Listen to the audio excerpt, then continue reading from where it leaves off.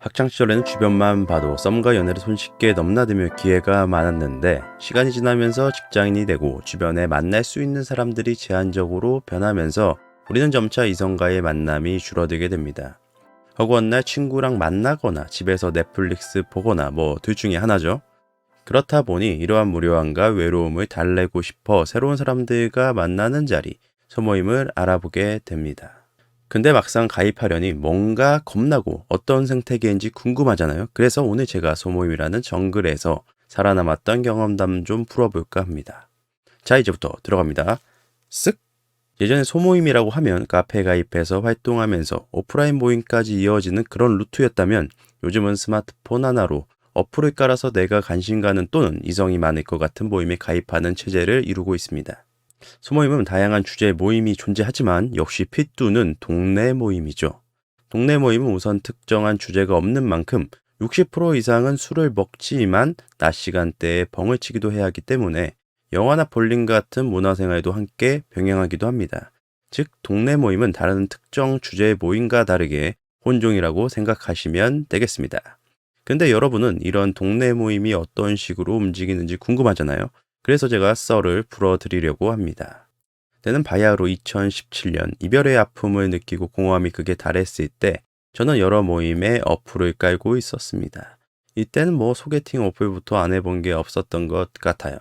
이별하고 집에서 게임하고 친구 만나서 술 퍼먹고 하는데 이게 다들 아시겠지만 어느 순간부터 질리거든요.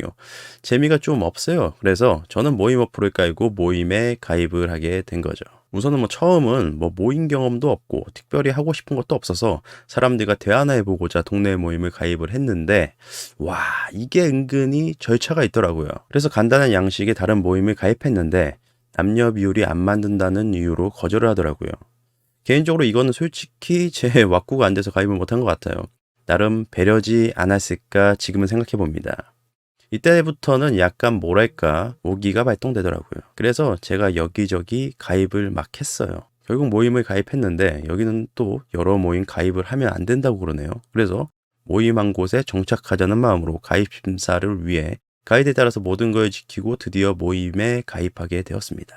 그렇게 들어가 보면 이제부터는 사파리의 초행길 오픈 채팅방을 진입하게 되는데 이게 처음에 들어가면 나이, 이름, 지역 뭐 이렇게 써서 프로필을 하거든요. 제가 이렇게 가입하고 눈팅을 하는데 다들 할 일이 더럽게 없구나 느껴질 정도로 일상 공유를 진짜 많이 합니다. 그리고 일을 하는데 일을 하는 건지 안 하는 건지 모를 정도로 일 잠깐 하고 이렇게 카톡을 딱 보면은 막 1시간 안에 300개 이상의 카톡이 쌓여 있어요. 그래서 알람 해제를 안 하면 진짜 까똑 이거 진짜 아시죠? 처음에 이 새끼들이 진짜 할 일 없는 새끼들이라고 생각을 했거든요. 그렇게 활동을 하다 보면 중간중간 번개도 하고 정모도 하는데 정모가 대표적인 공식적인 모임이어서 그나마 사람들이 많이 나와요. 이때 이제 좀 친해질 만한 마음 맞는 사람들이 있으면 대화하고 뭐 그렇게 모임에 빠져들기 시작합니다. 저는 그렇게 한 3번 나갔나? 이제 슬슬 모임에 적응하게 되면서 모임의 재미를 느끼게 되었고 그러면서 제가 1시간 안에 300개의 카톡을 하는 인원 중 한 명이 되어 있더라고요. 가뜩이나 개그 치는 걸 좋아하는데 이게 또 사람들이 막 리액션이 막 좋으니까 와 알게 모르게 이렇게 제가 막 빠져든달까? 일하고 카톡 보고 또 일하고 또 카톡 보고 또 아주 뭐 이랬던 시기였던 것 같아요. 그렇게 모임을 즐기면서 모임에서 좋은 이성을 만나자는 본질을 잊지 않기 위해 저는 적극적인 참여를 하기 시작했습니다. 남들은 이성이 있는 자리를 참여했다면 저는 남자가 번개쳐도 나가고 남자가 한 명 있어도 나가고 그냥 웬만하면은 다 참여를 했어요. 왜냐면 번개를 치면 사람들이 눈치 게임을 하는데 알겠지만 여자들이 참여가 있을 경우 전체적인 번개의 성공 확률이 높은 반면에 남자가 칠 경우 번개가 파하는 경우가 대다수거든요. 저는 약간 이런 부분들에 회의감이 들어서 웬만하면 다 참여를 한 거죠. 우선 참여가 없으면 번개 친 사람이 민망해요. 그런데 이렇게 참여를 해주면 파해도 좀 덜 민망하거든요. 마치 카톡에 글을 썼는데 모두가 일십한 거랑 누군가 한 명이 대답해 준 거랑의 차이라고 보시면 좋을 것 같아요. 이렇게 하루하루 모임 생활을 하다 보면 정말 재미난 사람들을 만나게 됩니다. 일종의 사파리의 법칙이랄까요?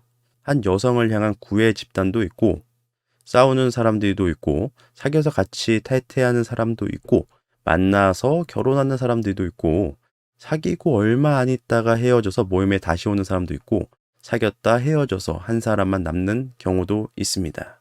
또 이런 분들도 있는데 한 사람이 다양한 여자들에게 작업치다 걸려서 광태당했던 경우도 있었어요. 이건 좀 바보 같아 보일 수 있지만 저는 사실 좀 용감한 행동이라 생각합니다. 어차피 사파리 입장권 똑같이 들고 왔으니까 뽕을 뽑아보겠다 이거거든요. 다만 아쉬운 건 헌팅 포차 가서 퇴짜 맞고 다른 테이블 가면 당연히 안 되는 것처럼 소모임도 한번 퇴짜 맞은 거 소문나면 그냥 끝이거든요. 다른 사람이 먹다 뱉은 거 먹으라고 하면 먹기 싫잖아요. 같은 이치라고 보면 됩니다. 그리고 아시다시피 여기는 나의 사적 이익을 위해 존재하는 만큼 엄청 길게 인연을 끌고 가려는 사람도 없습니다. 뭐랄까 저가의 동침이랄까요. 마음에 드는 이성이 나타나면 사실 다 적이거든요. 그렇다 보니 마음에 맞는 사람과 최대한 빠르게 접근하고 빠지는 게 저는 최적의 전략이라고 생각합니다. 많은 분들이 이런 동네 모임에 나가거나 그러면 이상한 사람들이 나올까봐 겁난다고 하는 분들이 정말 많아요. 근데 진짜 이상한 사람들도 있긴 해요. 그래도 잘 걸으면 나와 맞는 사람 또한 찾을 수 있습니다. 물론 정말 호감 가는 사람이 생겼을 때 눈치 게임 잘 하셔야 돼요. 그리고 내가 멀쩡한 사람이어야 됩니다. 그리고 이런 모임 나가면 잘 보여야 되니까 온갖 허세를 마주해야 돼요. 다들 알겠지만 나를 가장 잘 포장하기 위한 자리니까 이 정도는 애교로 넘기셔야 됩니다. 그리고 소모임에 대해서 안 좋게 이야기하는 사람들 대부분 잘 보면 만남에 성공하지 못했던 사람들이에요. 소모임 나가서 연결 한번 안 되었던 사람들 있죠? 그럴 거예요. 저 같은 경우는 진짜 다양한 소모임을 경험했지만 좀 재밌었던 경험이 많았던 것 같습니다. 뭐 예를 들면은 독서 모임, 등산 모임, 동네 모임, 토론 모임, 영화 감상 모임, 말하다 보니 너무 많아질 것 같은데 참여하면서도 이런 다양한 사람들과 만나면 진짜 재미가 있어요. 만약에 진짜 자연스럽게 누군가와 친해지고 싶다면 운동 모임 괜찮아요.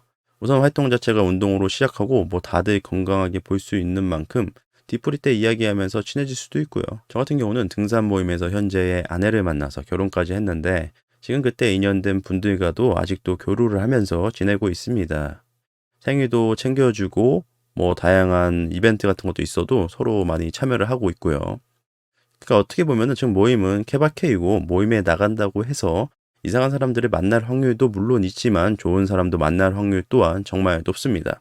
그러니까 방구석에서 내 인연을 기다리지 마시고 너무 외롭거나 심심하시면 한번 모험을 떠나보시길 바랍니다. 오늘의 주제는 소모임이었는데 제 컨텐츠를 보고 도움이 되었다면 구독 알람 설정 부탁드립니다. 이상 낮은 목소리였습니다. 쓱!